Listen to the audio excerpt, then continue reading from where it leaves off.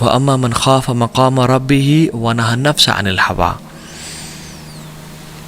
جو شخص اپنے رب کے سامنے کھڑے ہونے سے ڈر گیا کہ میں نے اپنے رب کو جا کے ایک دن حساب دینا ہے،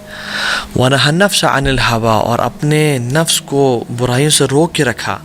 فَإِنَّ الْجَنَّةَ هِيَ الْمَأْوَىٰ، تو جنت ہی اس کا ٹھکانہ ہے پھر۔ اور امام مجاہد رحمہ اللہ اپنی تفسیر بیان کرتے ہیں کہ کتنے ہی لوگ، کتنے ہی نیک لوگ گزرے جو کہ گناہ کرنا چاہتے تھے، جو کہ جن کے اندر گناہوں کی تڑپ تھی، اور ڈیفینیٹلی ہر انسان کے اندر ہوتی ہے، بٹ اس آیت کو یاد کر کے کہ میں نے کل اپنے رب کے سامنے کھڑا ہونا ہے، وہ گناہوں سے رک جایا کرتے تھے، وہ ان گناہوں کو رد کر دیا کرتے تھے کہ مجھے اللہ تعالیٰ کی جنتیں چاہیے، اور میں ان لوگوں میں سے بننا چاہتا ہوں جن کے بارے میں رب نے کہا۔ سو مراقبہ اٹین کرنے کے کچھ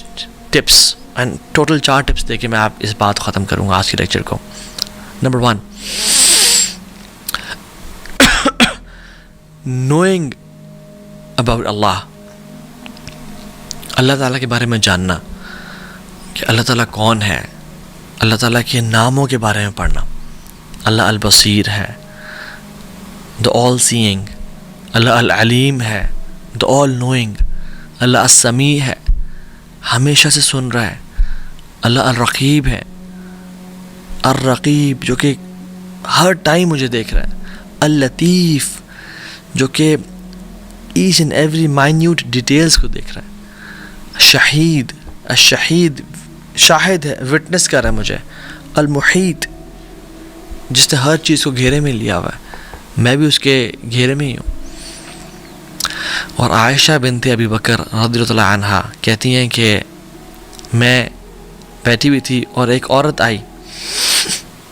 رسول اللہ صلی اللہ علیہ وسلم سے بات کرنے لگی، ان کا نام تھا خولہ بنت ثعلبہ۔ اللہ کے نبی صلی اللہ علیہ وسلم سے بات کر رہی تھی، and she was talking to him in a very low pitch, low voice۔ کہتے ہیں کہ ہمارے درمیان بالکل کچھ میٹرز کا فاصلہ تھا، میں نے چاہا کہ میں ان کی بات کو سنوں، بٹ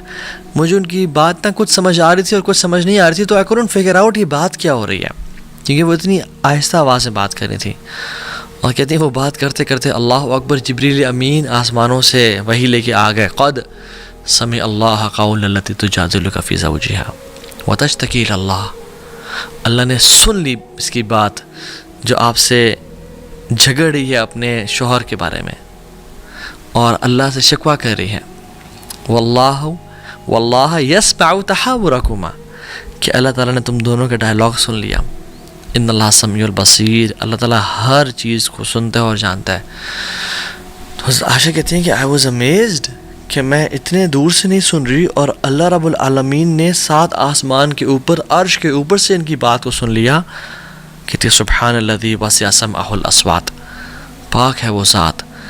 جس کی سماعت ہر چیز کو اپنے گھیرے میں لے کے رکھی ہوئی ہے، تو ہر چیز کو سنتا ہے، ہر چیز کو دیکھتا ہے۔ دوسرا tip, recite the Quran with contemplation, with تدبر، قرآن کو کثرت کے ساتھ پڑھیں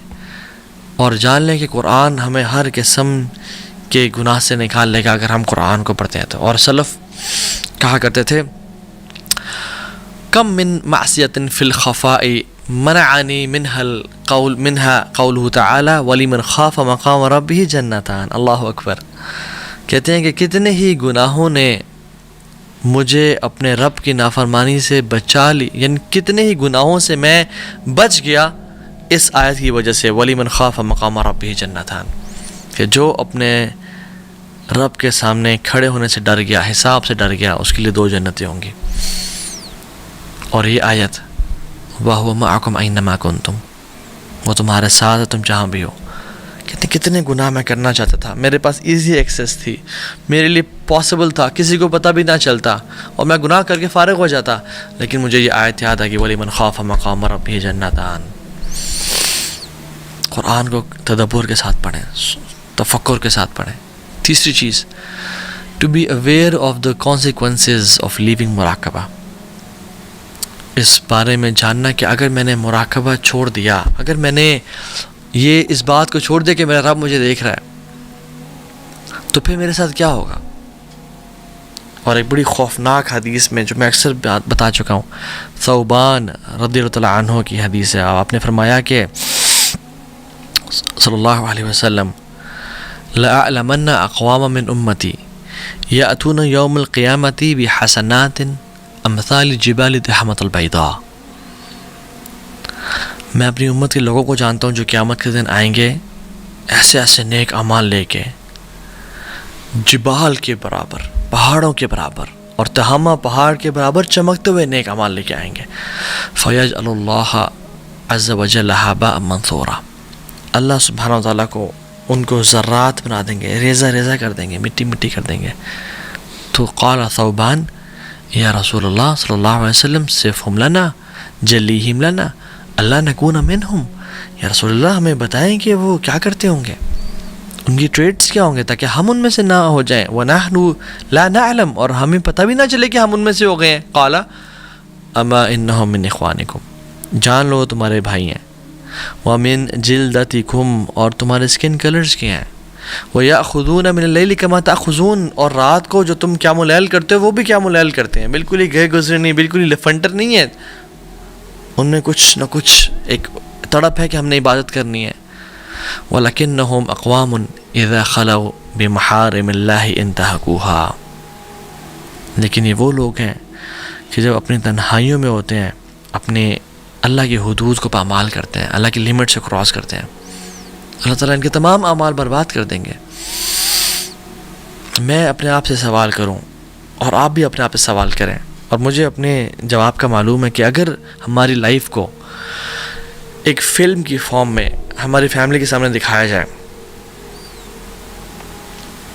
اور اس میں ہر وہ عمل ہو جو ہم کرتے ہیں، ہماری سیکرٹ بھی ہو، ہماری پبلک لائف بھی ہو، وڈ آئی فیل کمفرٹیبل؟ اور مجھے اپنا جواب پتہ ہے، کیا ہم کمفرٹیبل فیل کریں گے کہ اس مووی کو لوگوں میں دکھا دیا جائے، سنیماز میں چلا دیا جائے؟ کیا میں اس پہ خوش ہوں گا کہ الحمدللہ میری زندگی کو دکھایا جا رہا ہے، یا میں اس پہ ڈر جاؤں گا کہ نہیں میری زندگی کو مت دکھاؤ، سینسر کرو کچھ پورشنز کو؟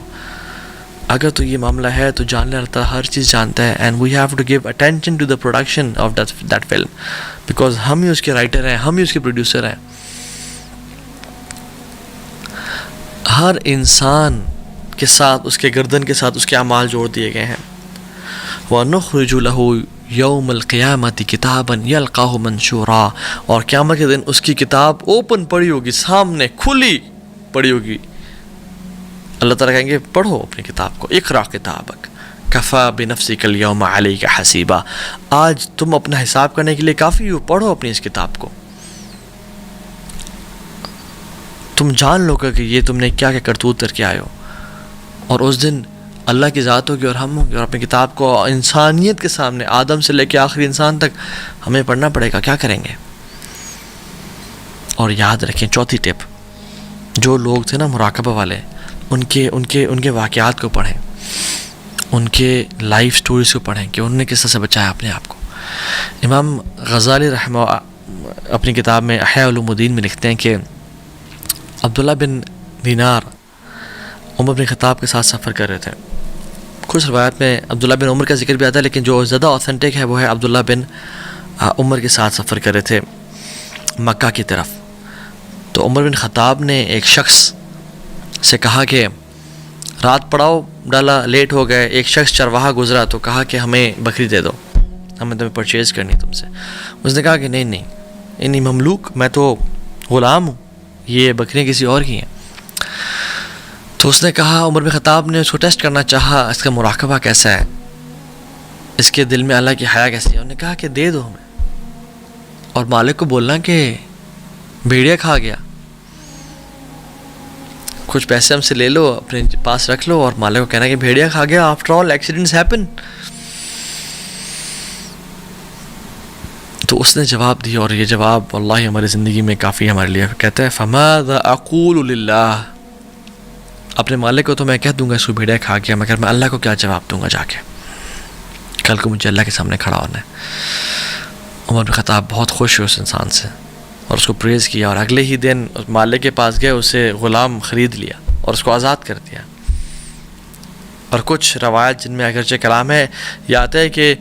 اس کی بھیڑ بکریاں بھی جتنی تھی ساری خرید لیں اور اس بندے کو گفٹ کر دیں اور کہا کہ تمہارا گفٹ ہے یہ. اور پھر اسے کہا هذه الكلمة اعتقدك في الدنيا، اس کلمے نے تجھے دنیا میں آزاد کر دیا. وارجو ان تعتقك يوم القیامہ، اور میں اللہ سے امید کرتا ہوں کہ تجھے یہ جو کلمہ ہے نا قیامت کے دن بھی جہنم کی آگ سے آزاد کر دے گا،